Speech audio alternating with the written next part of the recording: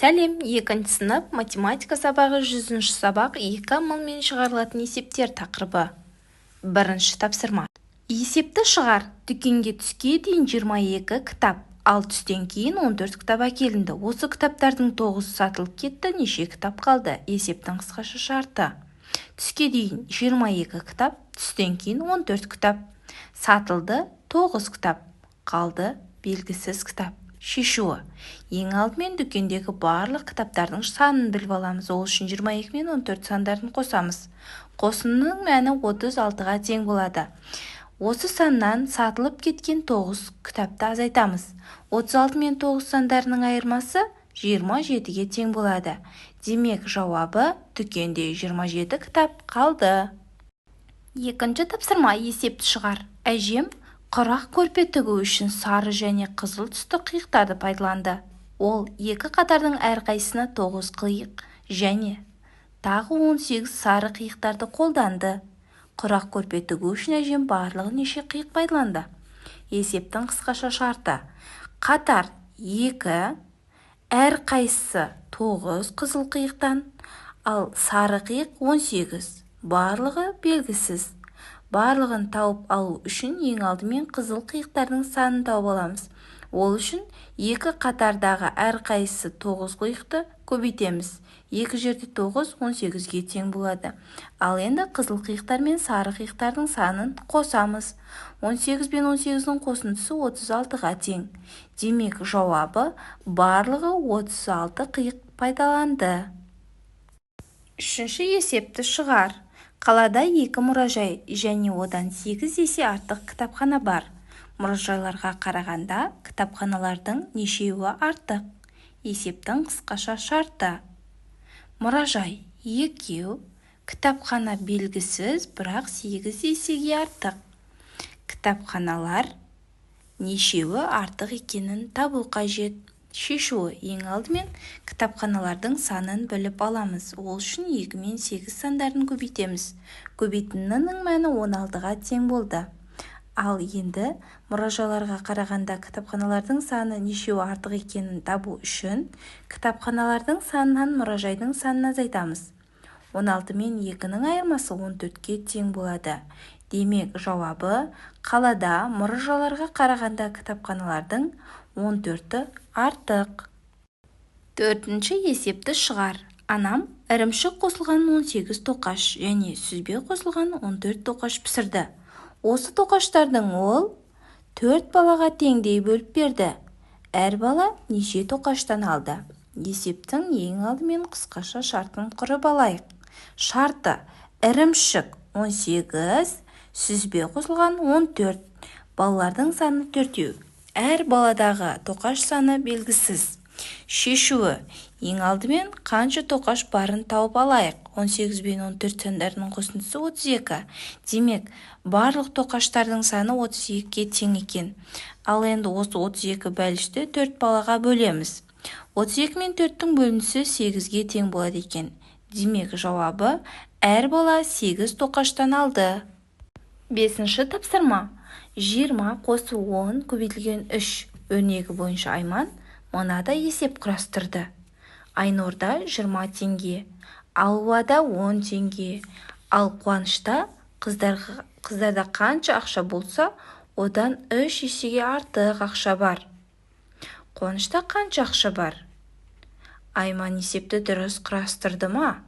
Түсіндір. Айман есепті дұрыс құрастыра алған жоқ.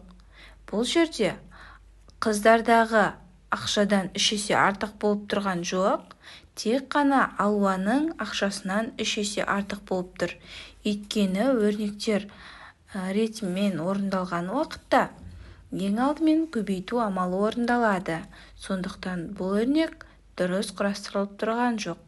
Бұл өрнектің орнына жақша ішінде 20 қосылған 10, жақша сыртында көбейтілген 3 өрнегін жазсақ дұрыс болады. Жақша ішінен 30 саны шығады, 30-ды 3 есе арттыратын болсақ, өрнектің мәні 90-ға тең болады. Қуанышта 90 теңге ақшасы бар.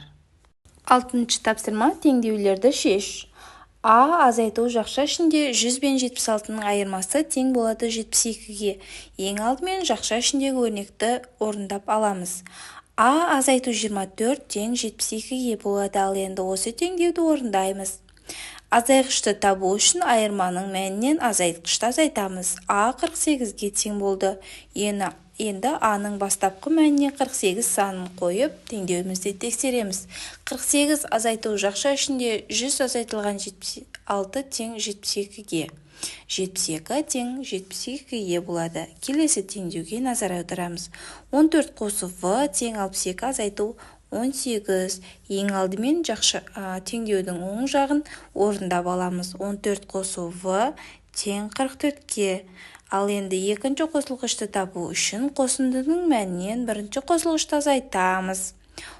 44 пен 14 сандарының айырмасы 30-ға тең болады. Енді 30-ды В өрнегінің мәніне қойып теңдеуді тексереміз. 14 қосу 30 тең 62 азайтылған 18-ге. 44 тең 44-ге болады. Теңдеуіміз дұрыс шықты. 7-ші есепті шығар.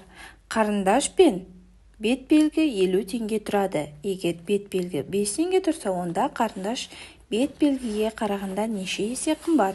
Есептің қысқаша шарты. Барлығы 50 теңге тұрады. Бет белгі 5 теңге, қарындаш белгісіз, бірақ бет белгіге қарағанда неше есе қымбат екенін табу қажет. Шешу. Ең алдымен қарындаштың тұратын ақшасын есептеп алайық. Ол үшін барлық сомадан бет белгінің сомасын азайтып тастаймыз.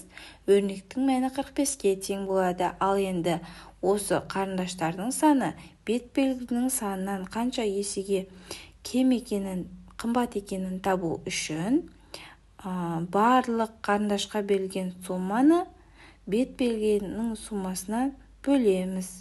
45 пен 5-тің бөлінісі 9-ға тең болады. Демек, жауабы қарындаш бет белгіге қарағанда 9 есеге қымбат.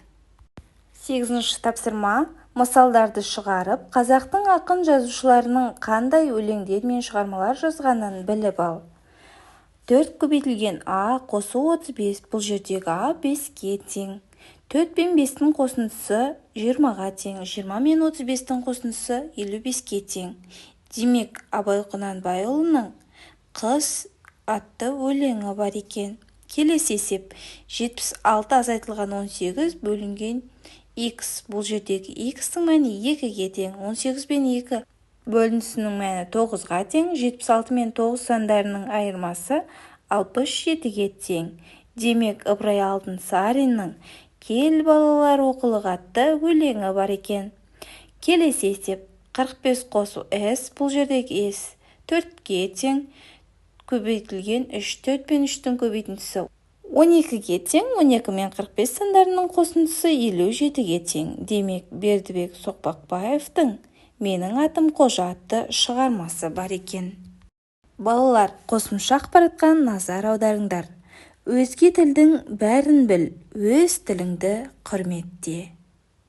Жарайсыңдар балалар, өте жақсы. Бүгінгі сабақ түсінікті болса, видеоға лайк басыңдар және осы каналға тіркеліп алыңдар.